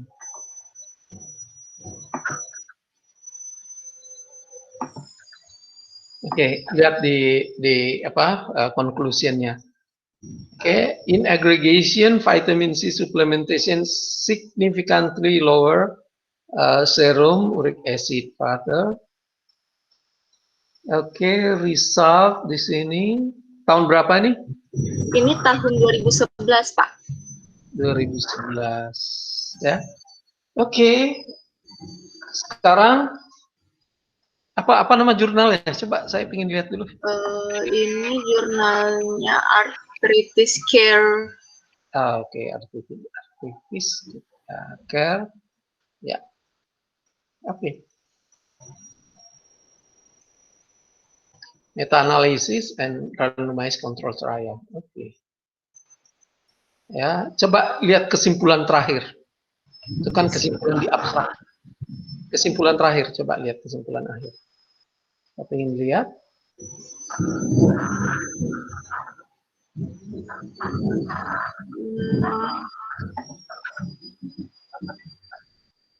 Di sini sih adanya kayaknya dia cuma discussions doang, Pak. Hasil ada, pasti akan ada. Pasti akan ada. Oh, enggak, Pak, soalnya discussions, terus udah langsung ke acknowledgement lagi. Coba sebelum narasi sebelum acknowledgement. Narasi sebelum acknowledgement. Oh, ya. Sesudah discussion. Saudara bisa baca di situ, emang nggak langsung ditulis di atas. Terus, oke. Ini sih Pak ada summary. Meta-analysis suggests that oral vitamin C supplementation result in modest serum uric acid reduction. Further trial of adequate size and duration should address issue of vitamin C. Ya, artinya masih butuh lagi satu penelitian. Ya, di situ kemudian penelitian berikutnya harus should be apa dikatakan di situ power to evaluate whether or not uric acid lowering effect of vitamin C are enhanced in patient with elevated serum uric acid as found in exploratory subgroup analysis. Oke. Vitamin C-nya berapa yang diberikan? Naik ke atas. Metode. Berarti di metode saudara lihat. Nah, seperti itu membahas ya.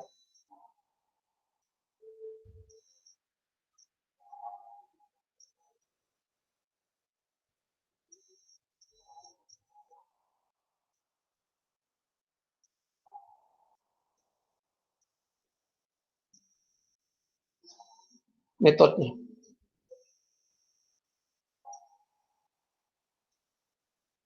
Ya. Situ vitamin C berapa banyak diberikan? Itu apa itu? Sebentar Pak, ini metodenya sih masih bahas untuk metode meta-analisisnya sebentar. Oke. Yang ada di biasanya dosis vitamin C-nya di sini. Oh, ini ada nih Pak. Intervention per day. Ada yang 1000 mg. Ada yang 400 mg. Oke, berarti dia rata-rata. Oke, kita udah dapat. Kan begitu ya? Tapi dia nggak yakin ya? Iya, dia masih kalau untuk mencegah goutnya masih belum bisa di. Yang 2011 ya? 2011 ya? Iya. Kesalahannya saya tadi lihat.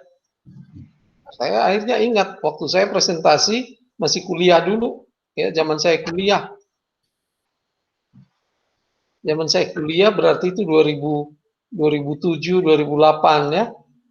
vitamin C itu justru menyebabkan uric acid, hiperurisemia. Oke? Makanya saudara sebutkan tadi. Saya nggak tahu di kuliah, saudara gimana? Di mata kuliah lain.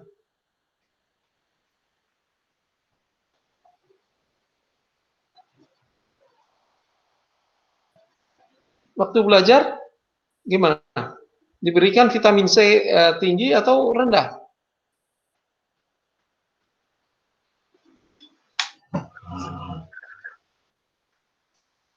Hah? Gimana?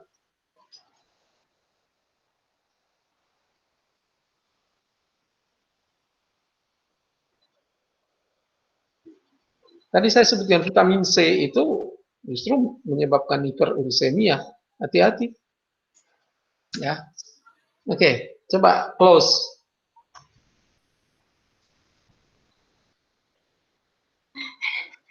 Di close dulu.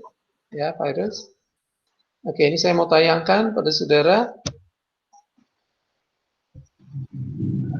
dari Journal of Nutrition. Ya. Tahun 2018. Saudara baca, konklusinya bisa terbaca?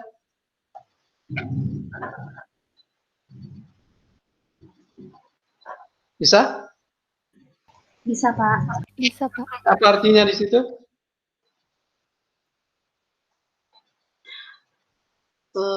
Resiko 17% lebih besar diasosiasikan berhubungan dengan penambahan dari rasio asupan fruktosa dan vitamin C. Ya. Jadi vitamin C itu bisa ya, karena vitamin C apalagi kita dapat dari buah ya, ada fruktosanya, ini sangat berisiko untuk meningkatkan ya. Di sini dikatakan dietary intake of fructose, vitamin C are associated with prevalent ya hiperurisemia. Artinya apa? Yang paling lazim menyebabkan hiperurisemia adalah vitamin C dan fruktosa, yaitu ya buah, kan begitu ya, buah yang tinggi vitamin C-nya dan juga ada fruktosa, ya itu di African American, ya bangsa Amerika keturunan Afrika. Tetapi di beberapa penelitian juga itu vitamin C itu meningkatkan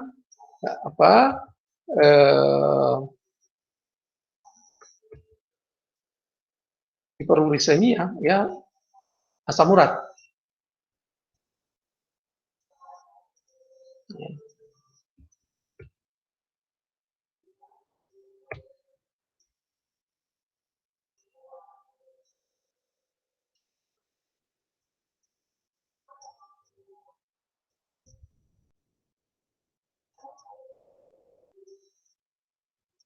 Ya, Anda lihat di sini di dalam beberapa kepustakaan dikatakan fructose and vitamin C which are common in the diet have been found to have opposing action on serum concentration of urat. Tetapi setelah dilihat urat ya,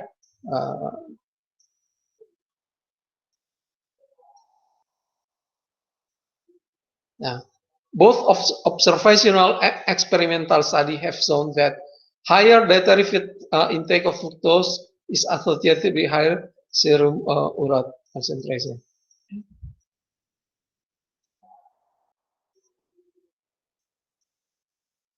Mengapa? Karena kita lihat di sini ya, metabolisme fructose itu menghasilkan xanthin dan hipoxanthin.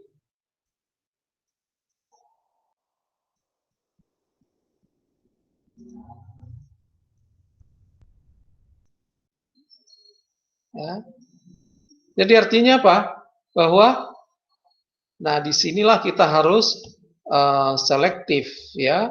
Selektif kalau saudara mau memberikan vitamin C yang mana? Saat ini kan pasti alergi sih, vitamin C, oh ini buah, vitamin C-nya tinggi, kasih saja. ya.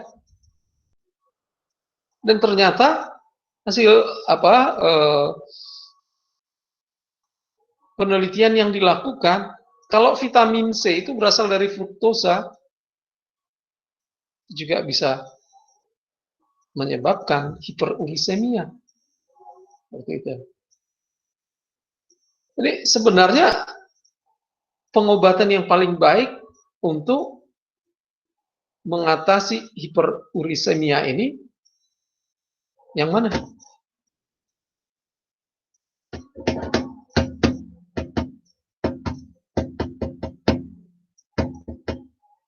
Pertama tadi, kalau saudara katakan metabolisme protein itu menghasilkan purin, ya kan?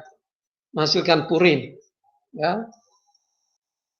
Ada 4, nanti slide-nya saya kasih aja pada saudara ya. Ada 4 bahasa, ya. Itu yang atau saya tayangkan saja, ya. Ini biar saudara tahu, saya tayangkan PPT-nya. Maaf, salah. Ya.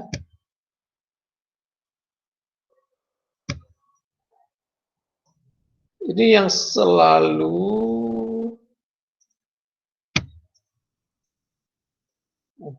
let me check.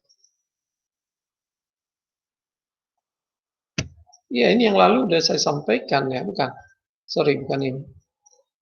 No. Not this.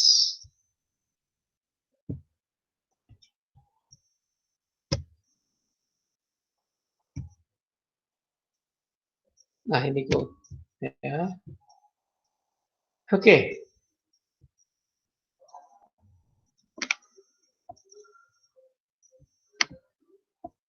Ini kita lihat ya, dikatakan pemecahan degradasi protein adalah asam amino. Asam amino di metabolisme dan dihasilkan purin.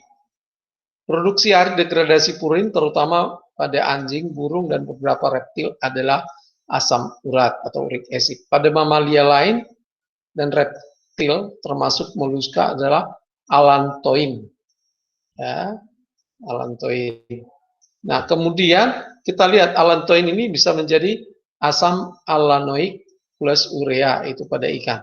Nah, prekursor ya, cincin purin adalah nitrogen yang berasal dari aspartat, glisin, dan glutamin.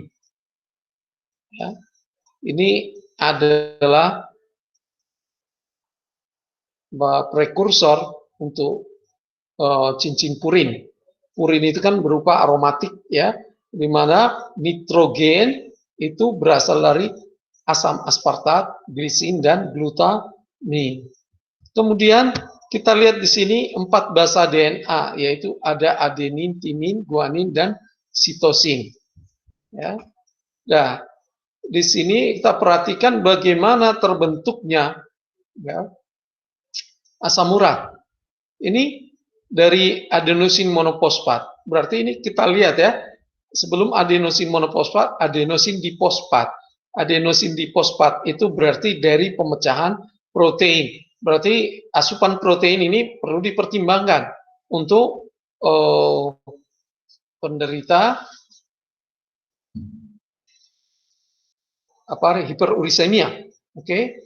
Karena apa? Nanti adenosin difosfat menjadi adenosin monoposfat, kemudian menjadi inosinic acid, fosfat, dan inosin. Ini yang akan menjadi hiposantin, ya. Nah, di hiposantin ini basanya adalah adenin, dan di santin, ya, dari hiposantin menjadi santin, ini adalah guanin. Ya, ini basanya. Ya, base dari DNA-nya, ya, dari DNA. Oleh karena itu, kalau bukan 2 basa ini, bukan basa yang nggak pakai H, basa, base, ya,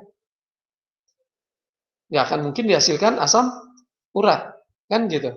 Tetapi kita lihat asam urat ini sangat dipengaruhi oleh enzim, reaktivitas dari enzim santin oksidase, ya. Ini pembentukannya. Kemudian saudara lihat di sini, ya ini sama aja saya kira ya, bagaimana adenosin itu nanti menjadi inosin, hiposantin menjadi santin dan menjadi uric acid. Ya, ini dari sumber lain, dari hiposantin menjadi uric acid, sebenarnya dari hiposantin menjadi santin lagi ya. Oke, kita lihat ada beberapa kepustakaan juga yang perlu kita lengkapi. Kemudian bagaimana catabolic pathway-nya ya dari asam urat ini ya. Nah, ini lebih lengkap tadi ya, dari hiposantin, santin dan menjadi asam urat. Nah, yang jadi masalah berarti saudara perhatikan ya di sini, ini adalah yang lebih mudah kita pahami ya. Oke, ini saya buat sendiri ya, lebih ringkas ya, lebih mudah kita ingat dari adenosin monofosfat ya. Oke, menjadi hiposantin, santin, dan di sini jelas kita lihat peran santin oksidasenya ya. Nah, berikutnya di sini sebanyak 0,5 gram asam urat diekskresi setiap hari dibuang ya. Tetapi 5 gram purin bebas dibentuk setiap hari dan sebagian besar didaur ulang. Oke, ini yang perlu kita pahami ya. Jadi ekskresi dari asam urat ini itu dibuang melalui urin. Artinya apa? Karena proses pembentukan purin itu berlangsung terus-menerus, maka tadi teman saudara juga sudah menyebutkan minum air. Ya, air putih tentunya itu akan lebih baik untuk menyebabkan pengeluaran dari asam uratnya ya. Nah, asam urat dalam darah dalam bentuk monosodium urat ya. Monosodium urat. Purin bebas atau bentuk garam bersifat tidak larut air, sehingga pada sebagian individu menyebabkan penyempitan dan kristalisasi di urin ya. Purin bebas atau bentuk garam ini yang ada di dalam darah ya, akan membentuk kristalisasi urin, batu ginjal dan kerusakan beberapa organ ya. Oke. Nah, saudara lihat di sini ya, santin bagaimana dia menjadi uric acid. Kalau di gambar tadi itu adalah penjelasan yang simpel, tetapi di sini santin dengan H2O dan O2 oleh santin oksidasi akan membentuk asam urat. Sehingga bagaimana kita berpikir ya, mana yang lebih kita tekankan dalam penyusunan diet untuk penderita hiperurisemia dengan reaksi tadi, karena pathway-nya ya, metabolismenya itu harus menjadi perhatian kita ya. Bagaimana sebenarnya pembentukannya, galur pembentukan asam urat di dalam tubuh. Ini menjadi fokus. Ya. Oke. Protein kita harus perhatikan. Tadi ada beberapa saudara sebutkan, ya. Protein. Kemudian apa lagi? Ya. Nah, di tahun 2021 nanti saya tayangkan pada saudara. Ada dilakukan satu penelitian ya, meta-analisis. Bagaimana sih pendekatan kita untuk pengobatan dari hiperurisemia tadi atau GOUT tadi? Ternyata yang paling baik itu adalah bagaimana menginaktifkan santin oksidase. Ya, itu yang paling baik. Supaya apa? Santin itu tidak menjadi asam urat. Artinya apa? Inaktifkan dia. Itu salah satu cara. Dengan apa dilakukan? Nah, itulah saudara harus cari. bagaimana mengaktifkan? Ya paling simpel saudara katakan allopurinol, yaitu obat.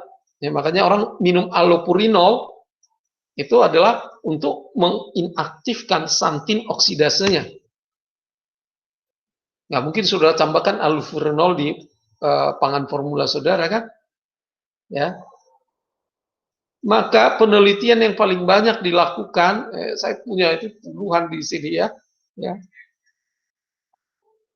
Paling banyak itu adalah apa?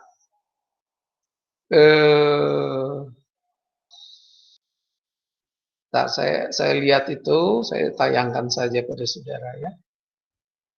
Saya lihat dulu, saya belum show ya.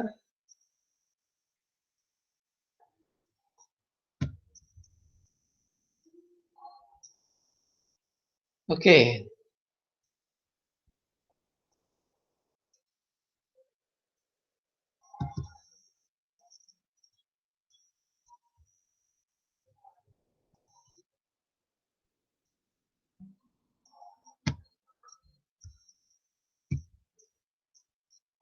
Adalah quercetin. Ya. Quercetin, uric acid quercetin. Nah, ini British Journal of Nutrition. Ini ada ya.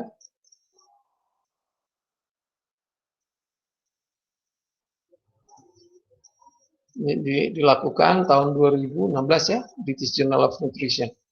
Ya.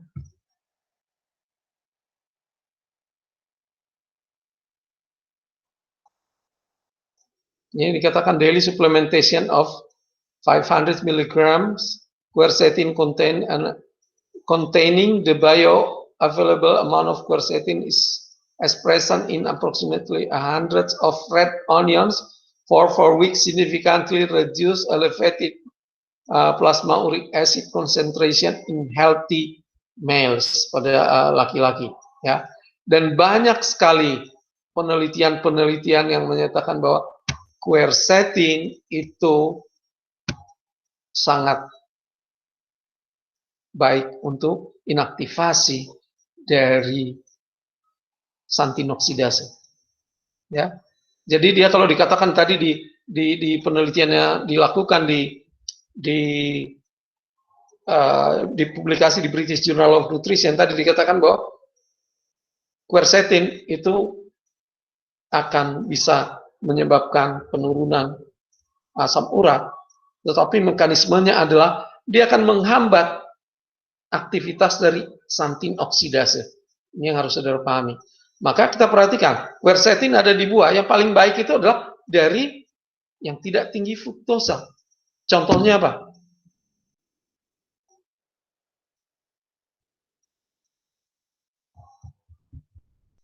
Daun kelor, malunggai. Daun kelor itu tinggi quercetin. Ya, makanya di daerah-daerah tertentu kelor apa, nah itu bagus dikonsumsi. Ya. Sekalian juga tahu saudara punya ilmu black magic atau tidak kan begitu ya. Ya. Namanya digunakan kelor itu untuk black magic ya. Indonesia baru kenal kelor itu sekarang. Ya. Di Filipina zaman saya kuliah tahun 90 itu makanan mereka itu biasanya itu ya kelor. Ya. Oke. Biar saudara tahu. Jadi artinya hati-hati. Kemudian kita lihat gout ini berkaitan dengan berbagai macam penyakit. Ya, kalau udah terbentuk apa topi, ya topi itu apa ya pembengkakan dan itu ujung kaki itu bisa juga telapak kaki itu bisa udah mulai bengkok. Itu hati-hati. Ya. Kalau uric acidnya tinggi ini kemana-mana dan beberapa riset tahun 2020 juga dikatakan bahwa uric acid itu berkaitan dengan demensia. Sudah tahu demensia ya? Penyakit degeneratif, Parkinson, Alzheimer itu belum konklusif. Ya, Parkinson yes, demensia yes, tahun 2020 itu banyak penelitiannya. Jadi saya sementara tadi saudara itu saya cari yang terbaru ya. Saya juga udah tahu kan gitu ya. Tapi ada nggak yang terbaru? Saya cari, oh iya ini terkait dengan diabetes mellitus, kardiovaskular itu sangat terkait semua. Diabetes mellitus, penyakit hipertensi, uric acid itu semua. Jadi ini yang menjadi perhatian dan saya khawatir gini ya. Saya nggak tahu juga. Saya lagi berpikir juga. Ini mahasiswa Anjebat itu uric acidnya tinggi lah. Ya. Hampir 50% mahasiswa Anjebat uric acidnya tinggi, hiperurisemia semua. Ya, penelitian saya yang lalu. Apa yang salah? Apakah protein ini yang terlalu tinggi atau enzimnya yang reaktif? Mengapa? Karena kekurangan satu komponen yang menghambat santinoksidase atau dia mengonsumsi makanan yang meningkatkan asam urat. Ini harus dicari. Itu penelitian saya yang lalu, ya. Ini menjadi tantangan juga. Dan sekarang saya perhatikan ya tadi faktor penyebab uric acid itu adalah ada yang mempercepat alkohol, ada macam-macam tadi ya disebutkan ya. Kemudian juga jenis kacang-kacangan, ya, jenis kacang-kacangan tertentu ya itu juga bisa. Nah lihat saja tadi apa cincin purin tadi, ya asam amino untuk cincin purin tadi. Ya. Kemudian dia apakah adenin dan guanin ada dari pangan tersebut. Nah ini yang harus dilihat, itu salah satu faktor ya. Nah sekarang purin tadi pertanyaannya apakah dengan pemasakan itu akan rusak atau tidak ya. Nggak usah pikirin itu rusak atau tidak. Yang perlu kita perhatikan adalah bagaimana di dalam endogenous. Ya, dibentuk di dalam tubuh. Karena kalau dari sini tinggi, tetapi saudara juga banyak antinya juga nggak ada masalah. Tetapi kalau di dalam, sudah di dalam itu, ya, yang terbentuk di dalam, ini yang memang betul dari luar. Tetapi juga dari luar itu kan karena juga breakdown dari protein juga kan. Breakdown dari protein sehingga betul kita juga harus membatasi protein, betul kita juga harus membatasi purin, tetapi yang lebih besar itu pembentukan di dalam tubuh. Ya, ini yang harus saudara perhatikan. Berarti dia tadi penelitian kalau nggak salah meta analisis ya saya lupa itu ya tahun 2021. Santinoksidasenya yang harus dibuat inaktif supaya hiperuricemianya itu turun. Ya. Berarti ya itu komponen bioaktif kita perhatikan. Ada memang makanan misalnya jamur itu juga penyebab tinggi ya tadi ya. Benar nggak? Halo, yang presentan tadi jamur? Iya Pak. Ya. Nah, ada penelitian yang juga dilakukan ya tadi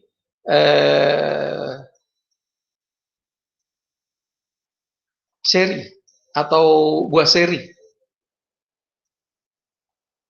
Buah seri itu vitamin C-nya tinggi ya. Ya. Dan fruktosanya tinggi atau tidak? Tapi keasamannya. Nah, ini diperhatikan lagi. Itu justru banyak menurunkan hiperurisemia. Ya. Jadi ini pentingnya kita perhatikan. Kalau tadi kan fruktosa vitamin C, hati-hati fruktosa vitamin C nanti akan meningkatkan. Ada tadi ya penelitiannya. Ya. Kemudian ternyata buah cherry itu justru menurunkan uric acid. Ya. Ada nanti saya bisa tayangkan ya pada saudara.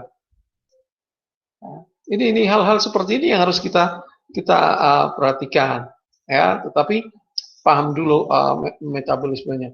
Kemudian tadi disinggung tomat. Tomat itu tadi kaitannya ke apa ya? Likopen tadi. Bukan. Likopen tadi kaitannya ke apa? Kolkisin, Pak. Kolkisin. Yang presentan tadi. Likopen itu untuk apa? Gout apa? Hipertensi. Hipertensi. Hah?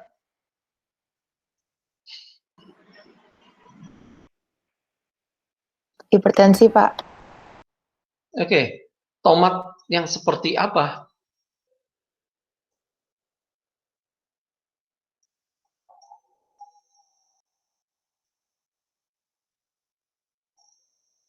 Tomat yang seperti apa?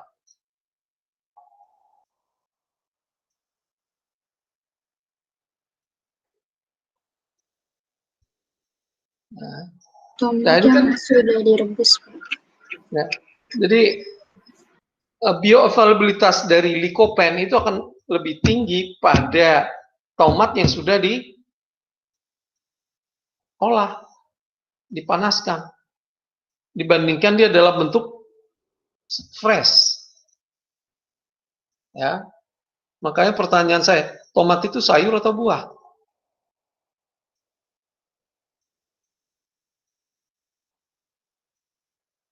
Kalau kamu buat jus dia buah, kalau kamu campur di ikan dia sayur. Itu aja ya.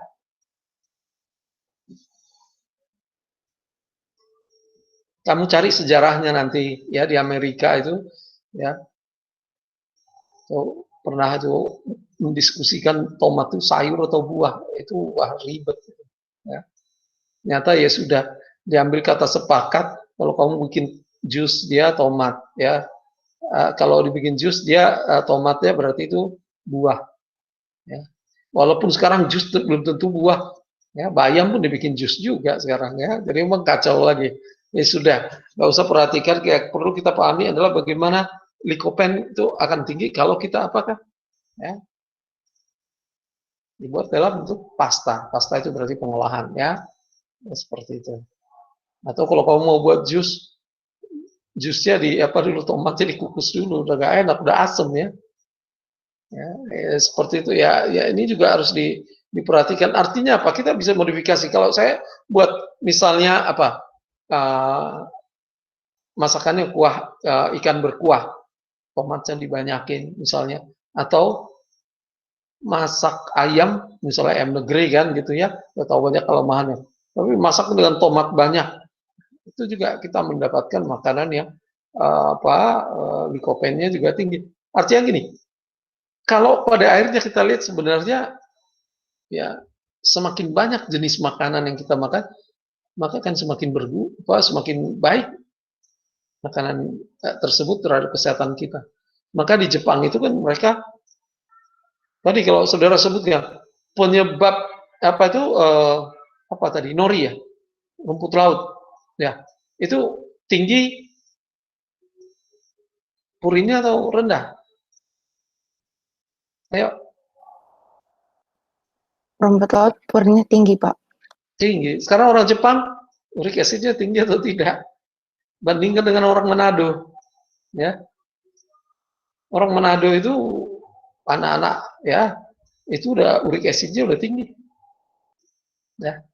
Karena faktor makanannya, dia pemakan protein tinggi, pemakan apa? Kacang merah. Kacang merah itu menjadi makanan yang favorit di sana. Apakah es kacang merah, ya, kemudian Brenebon, apalagi kacang merah itu banyak sekali digunakan. Brenebon makannya itu nggak tanggung-tanggung, ya kan? Uric acidnya tinggi. Glutamin, ya, kacang merah itu glutamin, ya. Tapi orang Jepang nggak terlalu lah, ya. Mengapa? Karena mereka makan tadi itu banyak komponen bioaktif tadi. Ya, mereka mesti mempersyaratkan berapa warna pangan yang harus dikonsumsi sehari, bukan kasih pewarna ya, jadi pangan alamiah yang berwarna. Kayak misal warna hijau, warna orange, warna kuning, warna apalagi itu, ya, hitam. Ya. Kalau warna hitam karena apa itu ya?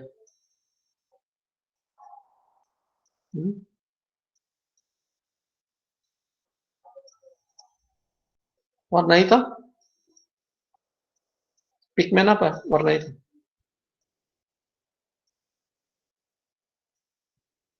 Kembarannya virus, Devita.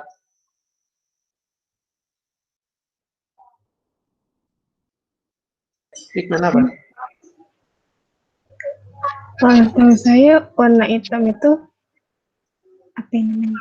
Gara-gara kebanyakan yang pigmen yang warna ungu.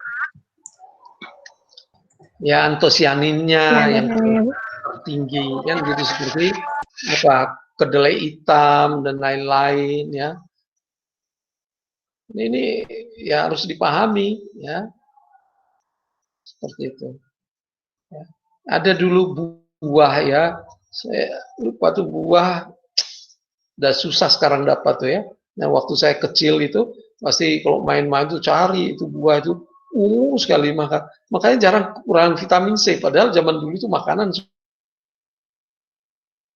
itu nasi dicampur dengan singkong, ya, nasi campur singkong, ya. Zaman saya masih kecil, ya, tahun 63, 64, ya. Itu makanan seperti susah, vitamin C boro-boro kalau seperti sekarang. Saudara malah nggak suka makan bisa, kalau zaman dulu nggak ada yang mau dimakan. Ya. Kalau ada tetangga punya mangga jatuh, ya itu yang diambil. Ya. Itu susah saat itu. Ya. Masa Gestapo ya, G30 SPKI. Nah, itu susah makanan. Ya. Tapi jarang kurang vitamin C. Kenapa? Karena waktu kecil-kecil tuh lari-lari tuh cari buat. Ternyata setelah lihat, wah ini vitamin C ini tinggi. Sekarang udah susah. Ya saya kalau pulang ke kampung tuh lihat tuh udah nggak ada. Ya, itu harusnya dilestarikan. Ya, banyak sekali yang hilang gitu ya dari tanaman Indonesia. Oke, kemudian yang saya nggak tadi perhatikan ya, apakah hipertensi tadi itu bagaimana kaitannya dengan renin angiotensin? Ada nggak dibahas tadi?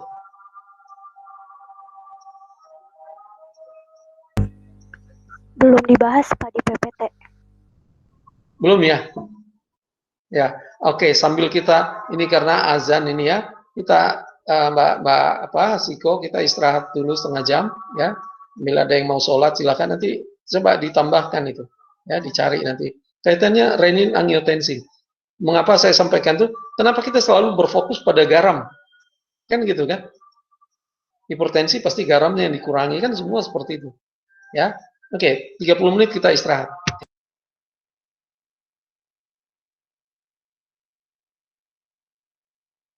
Bahkan kalau mau ditutup 30 menit ya istirahat ya.